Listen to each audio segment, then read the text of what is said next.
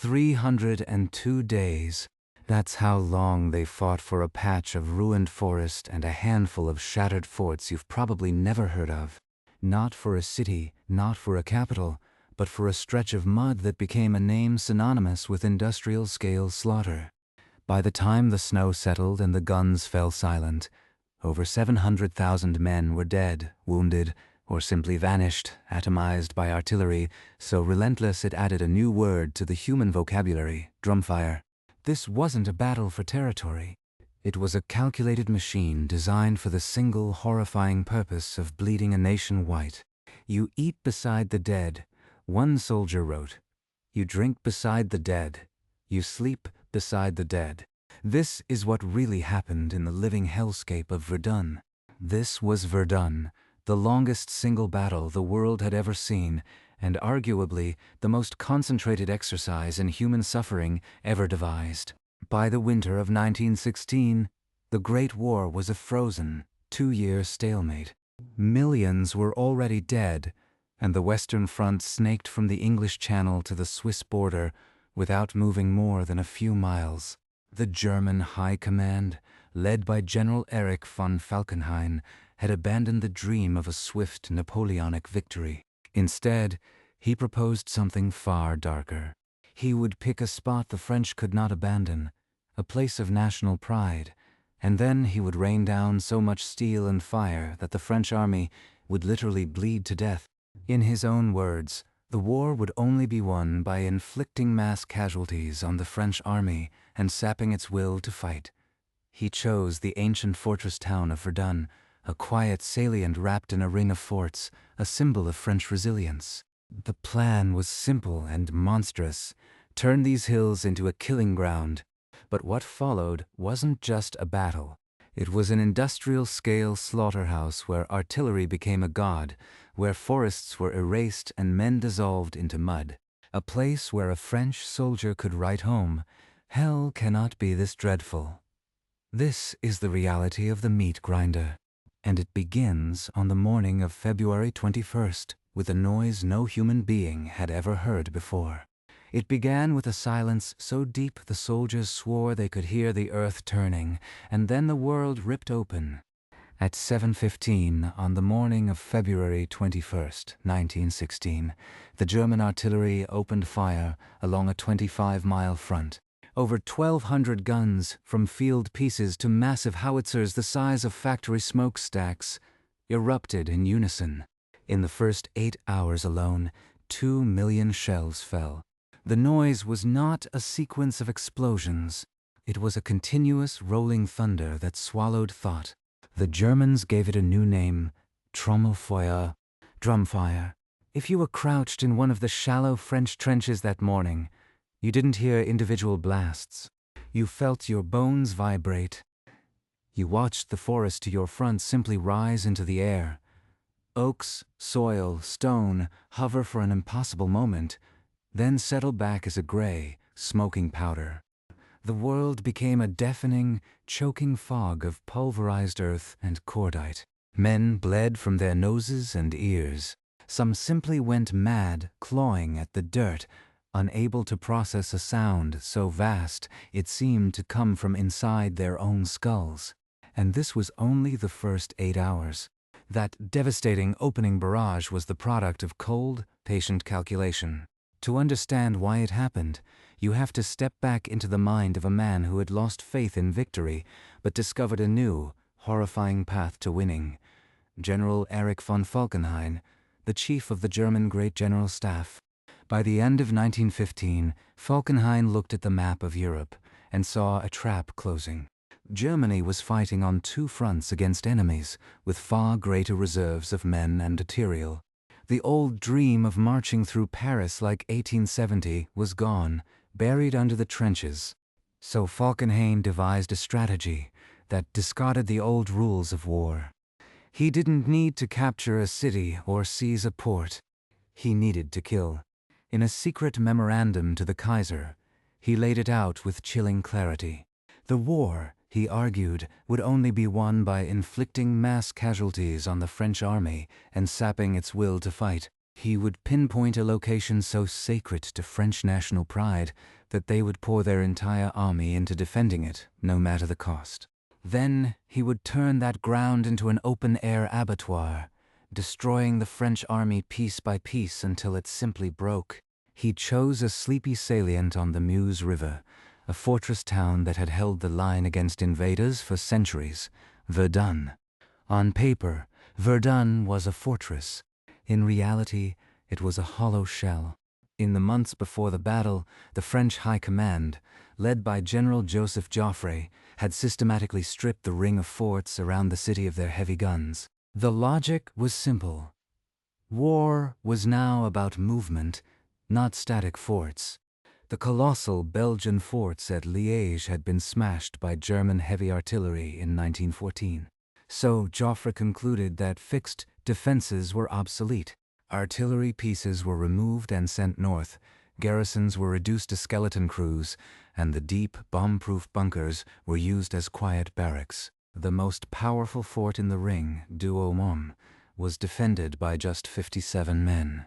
At the very moment Falkenhayn was training his guns on it, the French were disarming it. The men on the ground knew. A courageous colonel named Émile Driant, commanding 2 battalions of chasseurs in the woods north of Verdun, begged his superiors to reinforce the sector. He wrote letters, filed reports, warned of the massive buildup of German batteries his scouts observed. He was told to calm down. The defenses were fine. And so, when the drumfire began on February 21st, Driant and his men were in the path of a hurricane made of steel. Picture yourself in one of those forward positions. The bombardment doesn't stop after 8 hours. It goes on. For 2 days, the shells never cease. The German artillery uses a precise schedule, methodically obliterating the French front lines, then its support trenches, then the supply lines behind. They fire gas shells that settle in the low ground, and high explosive rounds that crater every inch of dirt. The whole area becomes what soldiers will later call the zone of death. The French troops have no communications. Phone lines are shredded instantly. Runners who try to carry messages simply vanish. By the 3rd day, when the German infantry finally rises from their jump-off trenches, they expect to find nothing but corpses. And they nearly do. The surviving French defenders, dazed, starving, often out of ammunition, fight with bayonets and rocks from their shattered positions. But they are overwhelmed. The Germans advance, rolling up the shattered French line. Colonel Driant himself dies, rallying his chasseurs, his front line sold to history at the price of his life. The news of his death, a beloved figure and a vocal critic, hits the French public like a thunderbolt. And suddenly, the catastrophe at Verdun can no longer be hidden. But the real shock, the moment that transformed a grim battle into a national emergency, came on February 25th, 4 days into the offensive. A small patrol of German pioneers, engineers from the Brandenburg Regiment, led by a 24-year-old officer named Lieutenant Eugen Ratke, worked their way through the tangled woods toward the dark, looming mass of Fort Douaumont. They expected heavy resistance.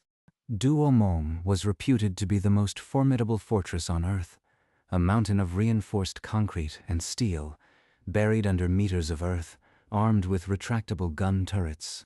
Ratke and his handful of men, armed with rifles and grenades, found the moat empty, the gates open.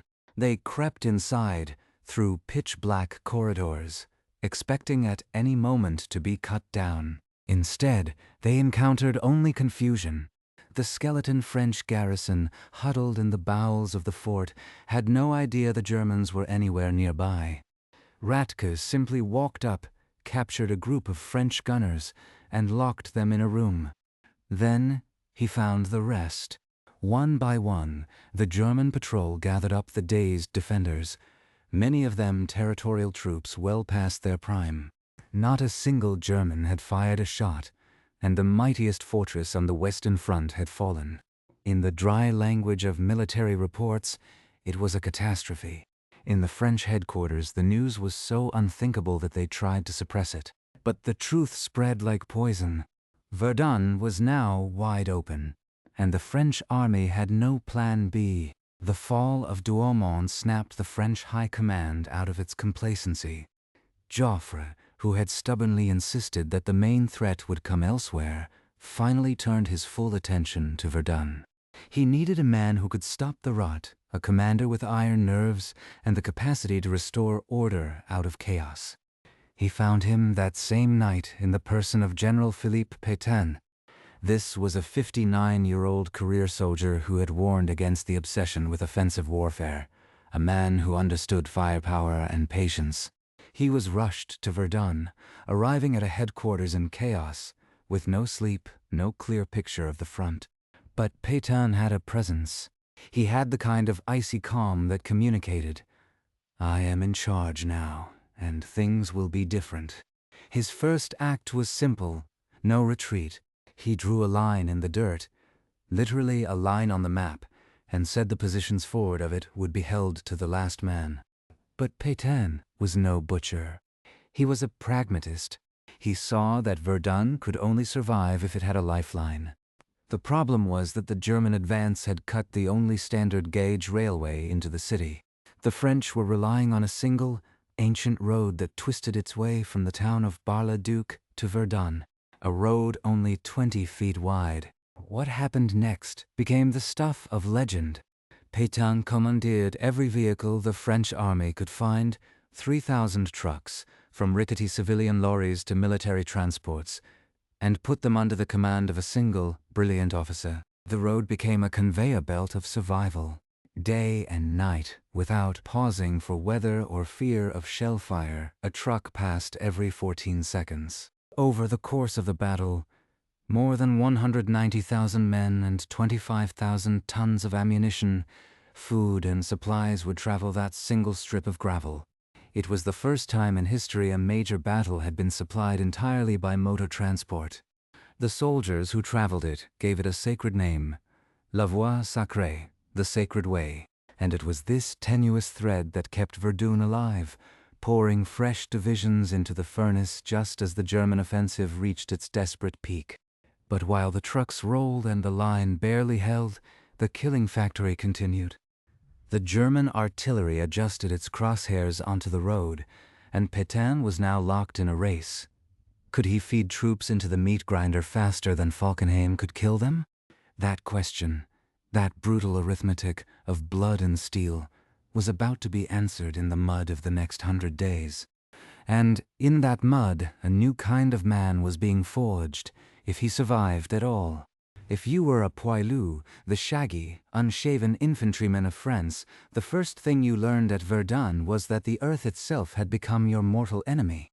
The rolling hills and thick woods that had once made this a sleepy corner of the Meuse Valley were gone, erased from the map as if they had never existed. In their place was a landscape of staggering, unnatural chaos.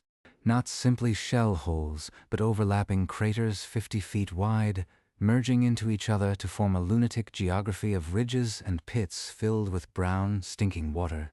The constant bombardment had churned every inch of soil until the ground felt elastic under your boots, like walking on a monstrous grave. The soldiers called it the zone of death, and they understood, with a clarity that came only from living through it, that this place had been designed for one purpose alone, to turn men into pulp. The mud was not ordinary mud. It was a thick, glutinous soup of pulverized dirt, human remains, and the chemical residue of high explosives. When the rains came that spring, after the February thaw, the entire battlefield became a sucking morass. Soldiers slipped into shell holes and simply disappeared, pulled under by the weight of their packs. If the shelling was heavy, you could not stop to help them. You would stumble forward, the man next to you might vanish with a puff of red mist, and the mud would swallow him before the stretcher-bearers even thought to look. The worst part, and there was always a worse part, was the smell. A sweet, cloying reek of decaying flesh mixed with the sharp bite of gas and cordite. It settled in your uniform, your hair, your throat, a permanent reminder that you were living in an open cemetery. Into this charnel house, Philippe Pétain fed a relentless stream of fresh bodies. His rotation system, the Noria, named after a water wheel that scoops and pours continuously, was a masterstroke of logistics and human management. Instead of leaving the same shattered divisions to dissolve into the mud, Pétain pulled out regiments after a few weeks, sometimes after only a few days of frontline duty, and replaced them with fresh ones. The trucks on the Sacred Way rolled without pause, every 14 seconds, bringing in men and shells and carrying back the broken, the blinded, the mad. Over the course of the battle, 3/4 of the entire French army would pass through the Verdun sector. This meant that the horror was not confined to a few unlucky battalions. It became a national experience, a shared nightmare that seared itself into the consciousness of every village and city. Your father, your brother, your son, they all took their turn in the furnace, and the nation began to understand. This was not a battle. This was an industrial test of national will. But for the German infantry, the men of the storm battalions, and the regular regiments who had been promised a walk over dead ground, Verdun was rapidly becoming a different kind of trap. The initial euphoria of capturing Douaumont with a handful of men faded as the French lines, far from collapsing, stiffened and pushed back. Falkenhayn had not counted on Pétain, and he had not counted on the furious tenacity of the French defense. By early March, the German advance had stalled. The offensive, intended to draw French divisions into a killing zone, had instead turned into a grinding contest of attrition, where the German army itself was bleeding profusely. The German infantry were now attacking the same ridges again and again, each time paying in blood for a few hundred yards of cratered moonscape.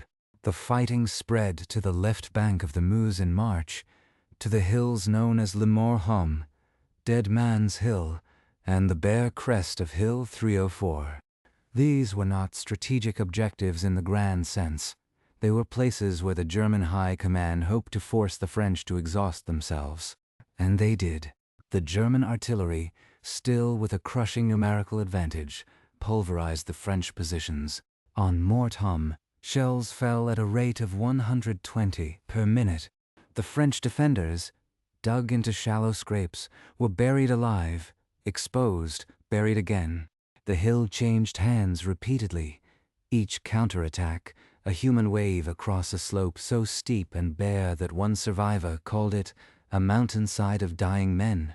The German veterans of the assault would later refer to it as Der Totenkessel, the cauldron of the dead. And still the French clung on, because Pétain had ordered it, and because retreating meant surrendering the high ground that overlooked the city itself. The key to survival, if there was one, lay in the artillery duel that raged behind the infantry lines. Pétain had rapidly assembled over 600 heavy and medium guns, some firing shells larger than 15 inches across and weighing over a ton. The largest howitzers could throw a round so massive that the infantry could watch it sail overhead like a flying bathtub, the sound of its passage, a slow freight train roar. These counter-battery guns hunted the German cannon, trying to silence the endless drum fire. The artillerymen worked in a state of perpetual exhaustion, stripped to the waist, hands bleeding, deafened by their own guns. And yet the German shells kept coming. On some days, the rate of fire along the entire front exceeded 100,000 rounds. The numbers were becoming incomprehensible because no human mind could process that volume of explosive force. By the end of the campaign, over 23 million shells would have been fired into this tiny stretch of France, enough ordnance to flatten a mountain range. In the middle of this chaos, the forts themselves became focal points of mythic suffering. Fort Vaux, east of Douaumont, was a smaller, more modern fortress commanded by a stubborn, skeletal officer named Major Sylvain Raynal. By June, the German ring had tightened and the fort was cut off. Raynal had a garrison of about 600 men, including wounded, and he was running out of everything: food, water, ammunition. The German assault began on June 2nd, using flamethrowers to sear the concrete embrasures and tear gas that seeped into the deepest chambers. The fighting moved inside, into pitch-black corridors piled with the dead. Raynal and his men held out for 5 days with no water at all. They licked the moisture off the walls, fought in total darkness, and when the wounded begged for something to drink, Raynal himself handed over his own last ration of foul, brackish water from the radiator of a broken-down truck. The fort fell on June 7th, after the garrison was reduced to human skeletons. The German commander, in a gesture of respect that briefly pierced the brutality, requested that Raynal be allowed to surrender his own sword. But the fall of Vaux was a blow. The last major fort, before Verdun itself, Souville, now stood alone. That was when Falkenhayn, desperate to force a decision before the Allied offensives he knew were coming elsewhere, decided to make one final, apocalyptic push. He assembled a massive concentration of troops and unleashed a weapon of unprecedented horror, phosgene gas. Unlike the earlier tear gases, phosgene was a suffocating agent that killed slowly and invisibly. On June 23rd, under a sky boiling with heat, German artillery fired over 100,000 gas shells into the French batteries. The French gun crews, many without adequate masks, choked and died at their posts, turning their cannon silent. The German infantry surged forward, reaching the ridge of Fleury within sight of the rooftops of Verdun itself. The road from Bar-le-Duc was now under direct shell fire. For a few terrifying hours, the entire French line threatened to collapse. This was the moment Falkenhayn had gambled everything on, the breaking point. But here, at the very edge of catastrophe, the artillery of the Sacred Way proved its worth. French batteries that had been masked, reserved for exactly this crisis, opened fire. Shells from the massive railway guns and the counter-battery howitzers fell onto the advancing German infantry, cutting them down in rows. The survivors, already exhausted by months of brutal combat, wavered, and then the French infantry, led by officers who knew that retreat meant the end of the army, counterattacked with bayonets and grenades. The German assault stalled, then fell back. Fleury would change hands 16 times over the summer, but it never fell permanently. Verdun, by the narrowest of margins, held. The last great German offensive was spent. And then, as if the universe had decided to balance the scales of horror, the Battle of the Somme began. On July 1st, 1916, the British Army launched its massive attack in Picardy, 100 miles to the northwest. The Somme was another catastrophe, another meat grinder, but it forced the German High Command to do something they had desperately tried to avoid: transfer heavy artillery and reserves away from Verdun. The French and British had opened a second front. Falkenhayn's grand attrition strategy was now being used against him. But here is the pivot, the grim irony that reframes everything. The French, for all their suffering, were not breaking. The Noria rotation had ensured that while individuals were shattered, the army itself remained intact, its morale anchored by the sacred duty of holding Verdun. The German army, by contrast, kept its divisions on the line for months at a time, until they were burnt-out husks. The attackers were becoming the victims of the same grinding machine they had built. And as the exhausted German regiments stared across the cratered wasteland, a new rumor began to filter through the French trenches. A counter-offensive was coming. The man chosen to lead it, General Charles Mangin, had a single terrifying nickname. They called him the Butcher. The man who was about to turn the tide at Verdun had a name that struck fear into his own men as much as the enemy. General Charles Mangin was a fire-breathing colonial soldier who had led the fearsome Senegalese tirailleurs in bayonet charges that shattered German lines and left his own regiments gutted. He wore a black kepi and a permanent scowl, radiating the terrifying energy of a man who believed that battles were won by sheer willpower and the willingness to spend lives. His critics gave him the name that stuck, Le Boucher, the Butcher. And yet, As the autumn of 1916 began to cool the shattered ground, it was Mangin's relentless, aggressive spirit that the French command decided was needed. Pétain had saved Verdun with defense. Now Mangin was going to take it back with fire and steel. To understand the scale of the coming assault, you have to look at what the French artillery had become. The early months of the battle had been a desperate scramble. Scavenged guns, inadequate shells, batteries silenced by gas. But by the autumn, the materiel war had shifted. Factories in the interior, staffed by women and older men, were churning out shells by the millions. New, long-range guns with scientific accuracy had replaced the worn-out tubes of summer. By October, Mangin assembled a concentration of artillery on a scale that nearly matched the German opening bombardment. 600 heavy guns, some so massive they were mounted on railway carriages, trained on the two sacred objectives, Fort Duomo and Fort Vaux, and the ammunition stockpiles, hidden in the woods and ravines, held over 500,000 shells. The plan was not simply to bombard. The French had learned, through 2 years of brutal experimentation, the art of the creeping barrage. It was a wall of high explosive and shrapnel that marched just ahead of the infantry, a curtain of death that forced defenders to stay underground until the attackers were upon them. The timing had to be precise to the second. A shell landing too far ahead was wasted. One falling short would butcher your own men. And so the artillery officers ran endless calibrations, wired circuits, and synchronized watches with the meticulousness of a bank robbery. Each infantry company knew its exact lane of advance, its exact pace, and its exact moment of departure.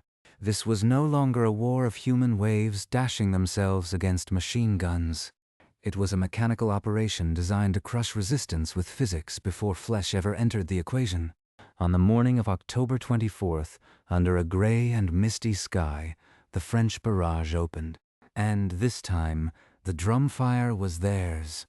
At 11:40, the infantry went over the top, not in wild charges but in disciplined formations, following the curtain of shells, as if it were a moving shield.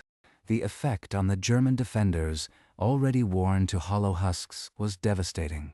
The French swept through the first lines, and then the second. Communications were cut. Isolated German outposts surrendered in groups, their will broken. The assault rolled toward the dark hulk of Fort Duomo, the symbol of all that had been lost in February. But this time, the Germans inside were not prepared for a siege. They were tired, low on supplies, and the fort itself had been half-choked by French gas shells. By midday, the French infantry was at the fort's moat. They stormed the entrance, fighting through the same dark corridors where Radke had once strolled. A few hours later, the tricolor flew over Douaumont again. The recapture had taken less than a day, and the impossible had become reality. But here is the detail that makes the story turn from victory to something more poignant. When the French entered the bowels of the fort, they found a message scrawled on a wall by an unknown German soldier who knew his side was doomed. It read, in French, "Good luck, you who come after us. May God protect you." No one knows who wrote it, but in that single phrase the whole monstrous illusion of glorious war was laid bare. These were not beasts or cowards. They were men, freezing and starving and clinging to life, just like the French. The war had been reduced to a series of relay races in suffering, where the only prize was staying alive for one more rotation. The momentum was now unstoppable. On November 2nd, the French artillery shifted its focus to Fort Vaux, the blood-soaked fortress that had cost Major Raynal his freedom and so many lives. The bombardment was so intense that the German commander, recognizing the arithmetic of annihilation, ordered the garrison to abandon the fort before the infantry assault even began. When the French arrived, they found a ghost house, filled with the stench of decay and the detritus of defeat. The Germans had left their dead unburied and their supplies smashed. The recapture of Vaux was bloodless, a hollow victory that spoke to the utter exhaustion of the German army. In Berlin, the news of the reversals at Verdun, combined with the slaughter on the Somme and the collapse of the Austro-Hungarian army under the Russian Brusilov offensive, had a dramatic effect. Falkenhayn, the architect of the meat grinder, was dismissed. His grand strategy had not only failed to break the French, it had broken his own army. In his place rose the stern duo of Hindenburg and Ludendorff, who took one look at the bleeding nation and ordered an immediate halt to offensive operations at Verdun. The German army was to go on the defensive, to conserve its shrinking manpower, to build a new line of fortifications far to the rear. The men who had fought so desperately for Fleury and Mortham were told to abandon what they had paid for with oceans of blood. The strategy had been rotten from the start. Yet the French were not finished. Mangin pushed his divisions forward, and in December, the final offensive rolled across the hills that had once been the front line. The Germans were pushed back beyond the original start line of February, losing in a few weeks what they had taken at such staggering cost. By December 18th, the battle was officially declared over. 302 days of continuous combat had ended. The numbers were so large, they numbed the mind. Over 714,000 casualties, roughly split between the two sides. 300,000 dead, their bodies never fully recovered, their names now etched on the great ossuary at Douaumont. And yet the true horror was not in the totals. It was in the arithmetic of the everyday. 70,000 casualties. Per month, 2,000 men lost every single day. The equivalent of a full-strength battalion wiped out every morning and then replaced by nightfall. As the guns fell silent, the soldiers who crawled out of the mud confronted a world that no longer resembled Earth. The forests had been reduced to splinters. The villages of Fleury, Douaumont, Vaux, Cumières, Bezonvaux, 9 in total, had been so thoroughly erased that no stone remained upright. The ground was a gelatinous carpet of shell craters filled with rainwater and corpses. The smell was indescribable, a mix of damp earth, putrefaction, gas residue, and the faint metallic tang of pulverized iron. The French government, after surveying the damage, made an extraordinary decision. An area covering some 65 square miles was declared a zone rouge, a red zone. It was considered utterly impossible to clean. The soil was so dense with unexploded shells, an estimated 10 million of them, that farming and reconstruction were forbidden.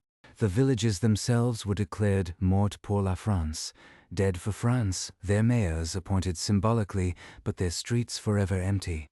And the bomb-clearing units, working even into the 21st century, still remove 40 tons of munitions a year. The battle, in a very real sense, has never truly stopped killing. And then there was the toll on the living. The veterans of Verdun emerged with a specific kind of damage, a haunting that modern psychologists understand, but that the world of 1916 had no vocabulary for. Shell shock. Men who had been buried alive, who had watched their friends atomized, who had lain for days in shell holes with the dead, returned with a 1,000-yard stare that never quite faded. Some could not sleep without screaming. Others jumped at loud noises. A French soldier named Albert Joubert wrote in his diary, "What a bloodbath, what horrid images, what a slaughter! Hell cannot be this dreadful." His words became a testament, a window into a world where the normal boundaries of human endurance were not just stretched, but permanently torn. The French nation had held Verdun, but the price was a generation of walking wounded, their minds as cratered as the hills they left behind. And as the snow began to fall on the Zone Rouge, a question hung in the air, unspoken but unavoidable. What, in the end, had all this dying actually won? The answer, measured in territory, was almost nothing. When cartographers drew the final lines after December 18, 1916, they found the front had shifted by scarcely more than the width of a single field. The villages that had been pulverized, Fleury, Douaumont, Vaux, Cumières, Bezonvaux, and the rest were not strategic prizes, but stains of dust on a map no longer worth fighting over. The German army had spent over 200,000 casualties to advance, at their deepest point, barely 5 miles. 5 miles of churned mud and tangled wire. The French had then spent an equal ocean of blood to push them back, and at the end, they stood almost exactly where they had begun. If war is a transaction, Verdun was the most expensive transaction in human history, and nobody had bought anything.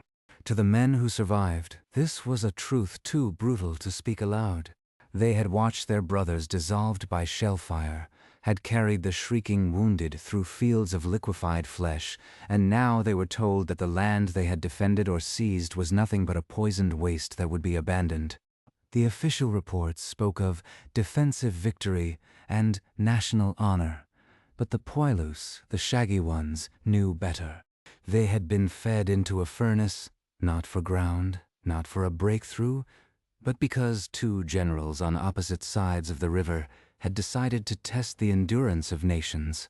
The verdict? Both nations endured. But something inside the men who fought there was permanently broken. The flesh had held, but the spirit was scarred in ways that would take decades to understand. Consider the arithmetic of the soul. By the time the guns went quiet, over 700,000 men had been killed or wounded. But that number conceals a more devastating fact. Of the roughly 300,000 dead, a staggering proportion had been vaporized outright. Their bodies never recovered. The artillery that Falkenhayn had made into the god of this battlefield did not respect the rites of burial. Shells weighing a ton could erase a platoon from existence, leaving nothing but a smoking crater where 12 men had stood. For tens of thousands of families, there would be no telegram announcing a grave location, no ceremony over a coffin.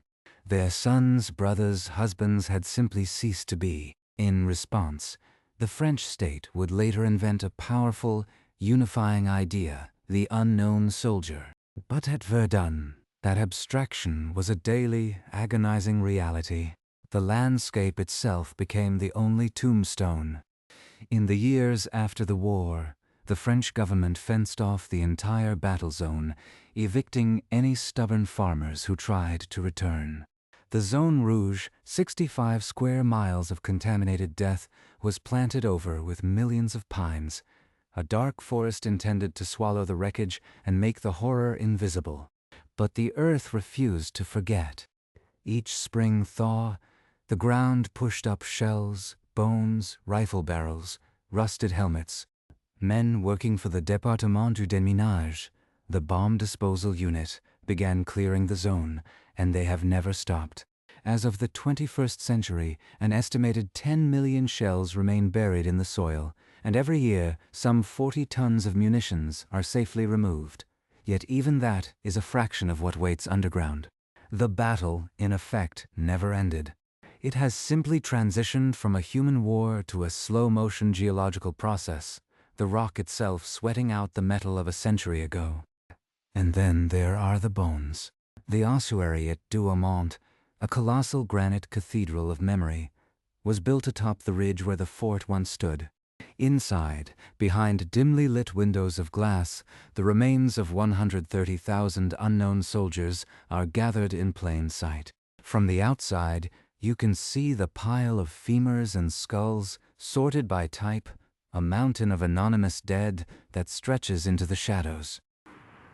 When the builders laid the foundation, they simply dug into the earth and began exhuming the dead. The soil was so thick with remains that they found bodies stacked 3 and 4 deep in old trenches and collapsed dugouts. Many were identified only by the remnants of their uniforms, some by the faded ink of letters still clutched in rib cages. The ossuary became the focal point of a national pilgrimage, a place where mothers who had lost sons could come and stare at a mountain of bones and imagine that somewhere, inside that pile, their child was at peace. It is a monument to the impossibility of individual grief at the scale of industrial war. But perhaps the most haunting memorials are the 9 villages that were never rebuilt. Fleury-devant-Douaumont, for example, existed only as a name on a signpost, a shattered church tower, and a few lines of rubble. The French government declared each of these villages mort pour la France, dead for the nation, and assigned them a symbolic mayor who governs over a population of none. To walk the streets of Fleury now is to walk through a forest.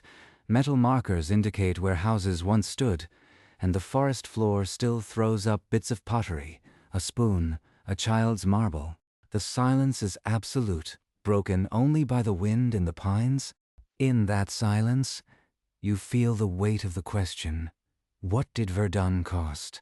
Not in shells and casualties, but in the ordinary fabric of life, the baker, the schoolmistress, the postman, who were erased so completely that even their village records were incinerated. The war did not merely kill people, it killed memory itself. The strategic picture, as the world slowly understood, was equally hollow. Falkenhayn's grand plan had failed, but not because the French army was stronger. It failed because the theory of attrition was a two-edged sword that cut both ways equally. The German divisions that attacked at Verdun, especially the elite stormtroopers, were bled white just as thoroughly as the French. When the Somme offensive opened in July, the German High Command found itself desperately short of reserves, forced to shuttle exhausted units from one cauldron to another. By the autumn, the German army was no longer capable of offensive operations on any front. Falkenhayn was dismissed, his career buried under the mountain of skulls he had so coldly predicted. The new commanders, Hindenburg and Ludendorff, recognized that the army had been ruined as a decisive instrument. From the German perspective, Verdun was not a draw. It was a catastrophe that foretold eventual defeat. The French, for all their suffering, had emerged with their army intact, battered, haunted, but still standing. And that endurance, that sheer refusal to break, became the defining myth of the nation. But myths have a cost. The cult of Verdun, the idea that France had triumphed through suffering, would shape French military thinking in dangerous ways. After the war, the generals who had fought at Verdun, including Pétain himself, became national heroes. Their doctrine of static defense, of holding ground at all costs, was enshrined as the supreme lesson of the war. When the next generation of officers argued for tanks, aircraft, and mobile warfare, they were dismissed as dreamers. Verdun had proved, it was said, that firepower and fortification were the future. And so France invested its treasure in the Maginot Line, a chain of concrete fortresses that was essentially a perfect modern replica of the ring of forts around Verdun. The irony was crushing. The battle that had demonstrated the bankruptcy of fixed defenses, remember, Douaumont fell almost without a fight, and the forts were stripped of their guns before the attack, somehow became the justification for building even more fixed defenses. In 1940, when the German blitzkrieg simply bypassed the Maginot Line entirely, the ghost of Verdun was there in the French High Command's paralysis. They had prepared to refight the lost war, and they had forgotten that battles are not won by walls but by mobility and nerve. The psychological toll on the survivors rippled outward across the decades. The term shell shock was first coined during this war, and Verdun was its greatest factory.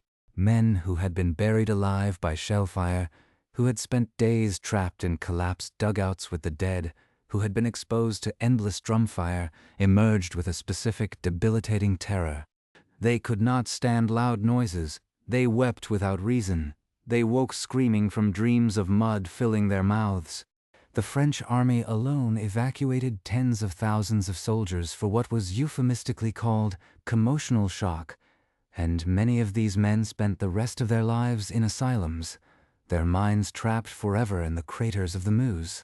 One veteran, decades later, told an interviewer that he still could not walk across a plowed field without flinching because the furrows reminded him of old trenches. The battle lived in their bodies, a lifelong occupation. And it lived in the national consciousness. For the French, Verdun became the sacred touchstone of the Great War, the moment when the nation was tested and not found wanting. The victory parade of 1919, was led by a symbolic contingent of mutilés, the facially disfigured veterans known as gueules cassées, broken faces. They were held up as proof of sacrifice. But behind the public ceremony, the private grief was immense. Nearly every family in France had a dead relative at Verdun, or a cousin who returned missing an arm, or a nephew who was never found. The battle consumed not just men, but the optimism of a civilization. Before Verdun, it was still possible to believe in the glory of war, in the red trousers and the bayonet charge. After Verdun, that belief was dead. The only thing left was the dour, grim stoicism of men who had seen the abyss and knew it could open again at any moment. There is a surprising detail, however, that often gets lost in the litany of slaughter: the quiet moments of human connection that flickered across the lines. In the sector known as the Bois de Corps, French chasseurs and German Jägers sometimes called brief truces to collect wounded, communicating with gestures and broken phrases. In the deep, cold winter of 1916, when the fighting was temporarily slowed by frozen ground, soldiers from both sides would sometimes climb out of their trenches at dawn to kick footballs across no man's land, an unofficial Christmas tacitly ignored by officers. These moments were rare, and they were punishable by court-martial if discovered, but they happened. They remind us that the men in the mud were not beasts. They were farmers and clerks and students, trapped in a machine they had not built. The real tragedy of Verdun is not that it was fought, but that it was fought for so long after it was clear that neither side could win. The machine kept grinding, powered by inertia and the stubborn refusal of generals to admit error. Even in death, some of these men managed to leave traces of that humanity. When the French reclaimed the shattered ground in late 1916, they found letters, diaries, and photographs tucked into the pockets of the dead. One German soldier had scrawled on a scrap of paper, "Why must this be? I have a little daughter at home who will never know me." A French officer's diary, recovered from the mud, contained only a single line on its last page: "For God's sake, make it stop." And then there is the story of the Tranchée des Baïonnettes, the bayonet trench.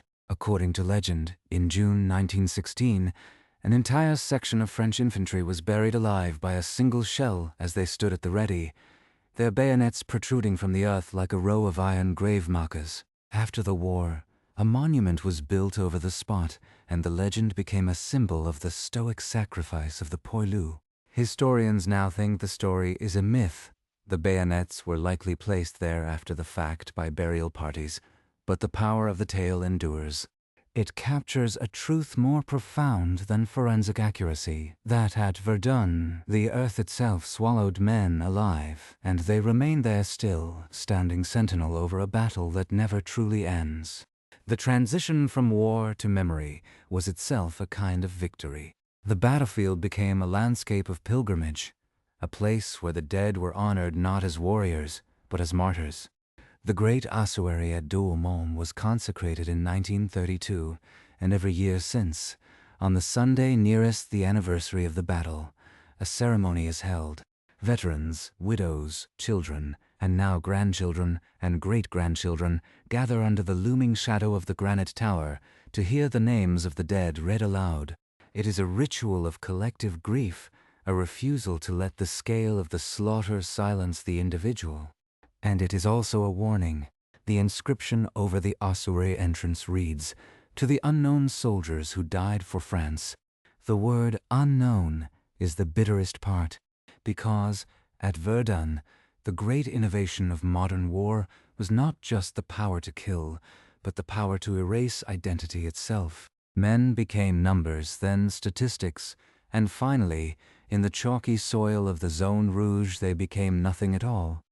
But the earth, stubborn and patient, continues to give them up. In the quiet of a spring morning, a bomb disposal technician might uncover a rusted mess tin, a leather boot with the foot bones still inside, a wallet with a faded photograph of a woman in 1910s clothes. These artifacts are collected, catalogued, And sometimes, if there is enough evidence, they lead to a name. And when a name is found, the ossuary opens its records, and the unknown soldier is brought inside, no longer anonymous. It is a slow, painstaking act of resurrection, a final answering of the question that hung in the silence of 1916. What did all this dying win? Perhaps nothing. But in that act of naming, something is restored. The dead are not merely vanished. They are returned to the human story, their suffering acknowledged, their names spoken aloud one last time before the forest closes over them again. That, in the end, is the only victory that mattered, and it is a victory that must be renewed, year after year, as long as the shells continue to surface and the bones continue to wait. And so the waiting continues, not just for the dead to be named, but for the living to fully understand what they witnessed in those 302 days. Verdun sits in our collective memory not as a battle that settled anything, but as the moment humanity crossed a threshold. Before 1916, it was still possible to imagine that war could be a contest of courage, a field of honor, where individual valor decided the day. After Verdun, that fantasy died with the millions buried in the mud. This was the first battle in history designed explicitly around the killing power of artillery, a factory where men were the raw material and the product was simply absence. The generals who walked away with their reputations intact had presided over a form of mechanized nihilism that the 19th century could not have conceived. And we, their descendants, are still trying to make sense of it. The philosopher Paul Valéry once wrote, "We civilizations now know that we are mortal." He was speaking of the Great War as a whole, but the words fit Verdun with excruciating precision. Here, a society that had produced cathedrals, symphonies, and a belief in progress turned its full industrial genius to the task of obliterating its own children. The same technical precision that built the railway networks and steel mills of Europe was applied, with equal dedication, to calculating shell trajectories that would maximize human dismemberment. The creep of the barrage, the science of ballistics, the logistics of the Sacred Way, these were marvels of human organization, and they were marvels in service of annihilation. That is the paradox that Verdun leaves us. Our greatest capacities and our deepest horrors are not separate. They are twin expressions of the same mind. For the men who lived through it, this paradox was not philosophical, it was physical. In the years after the war, the veterans of Verdun formed associations, marched in parades, and gathered annually at the ossuary, but many of them also fell silent. They discovered that the world did not want to hear the full truth. Civilians had suffered their own grief, and they needed the story to be noble. Sacrifice for the patrie, glory in endurance. The men who had seen the zone of death knew that words like glory crumbled to dust the moment a shell landed near you and the man beside you ceased to be. So they carried the mud inside them, and they told their stories only to each other, in the bars and kitchens of the post-war years, or not at all. Their silence became its own kind of monument, a vast, unspoken testimony to what they had survived. Today, we can walk the paths of the Zone Rouge on a quiet afternoon. The forest has grown thick over Fleury and Douaumont, and the only sounds are birdsong and the wind. It is beautiful in a haunting way, as if nature has tried to heal the wound by covering it in green. But the ranger will tell you not to stray from the marked trails. The ground is still alive with metal, and every year the frost heaves up another shell, another buckle, another piece of a rifle. The soil breathes out its century-old indigestion, and the bomb disposal teams, the démineurs, continue their patient, dangerous work. They are the last soldiers serving at Verdun, and they will be there for decades more. Standing on that quiet hillside, you can feel something that no textbook quite conveys, that the past is not over. It is present, literally underfoot, a persistent physical reality that refuses to be tidied away. And that is perhaps the deepest reason we still tell this story. Not to glorify suffering, not to celebrate a victory that was only a stalemate, but to remind ourselves of the weight of history. The men who vanished into the mud of the Meuse did not die for a line on a map. They died because a system of power decided that human beings could be spent like coins, and because that system proved incapable of imagining a different outcome. Every artifact pulled from the earth, a tarnished button, a canteen, a letter, whispers the same rebuke. This was a person. Do not forget.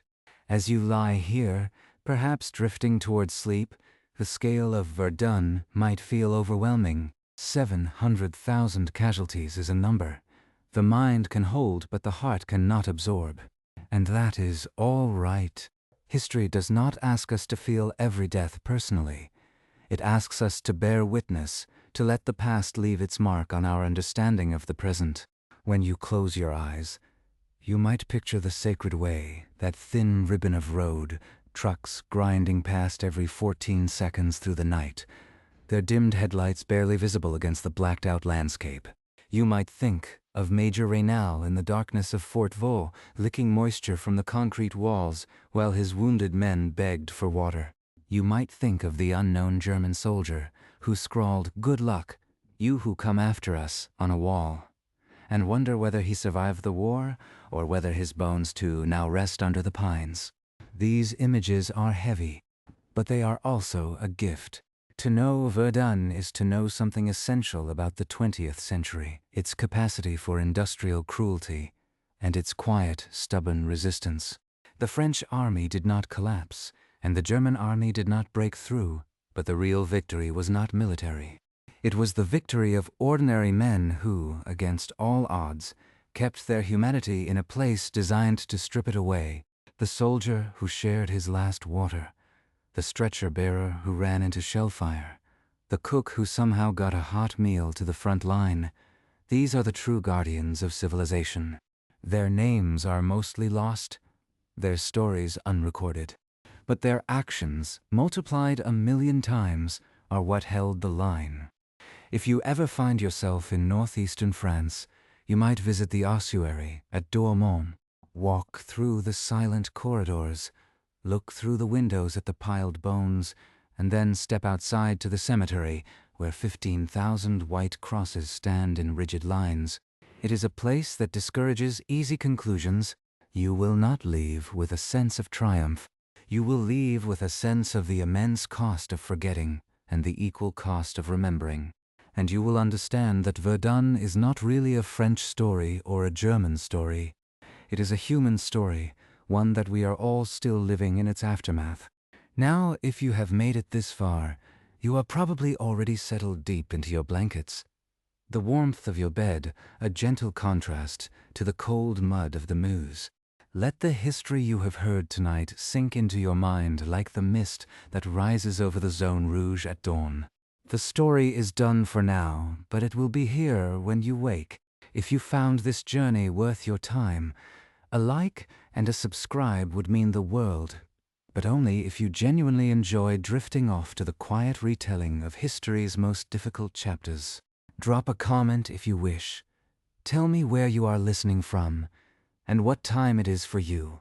Now dim the light, let your breathing slow, and allow sleep to carry you gently away from the guns.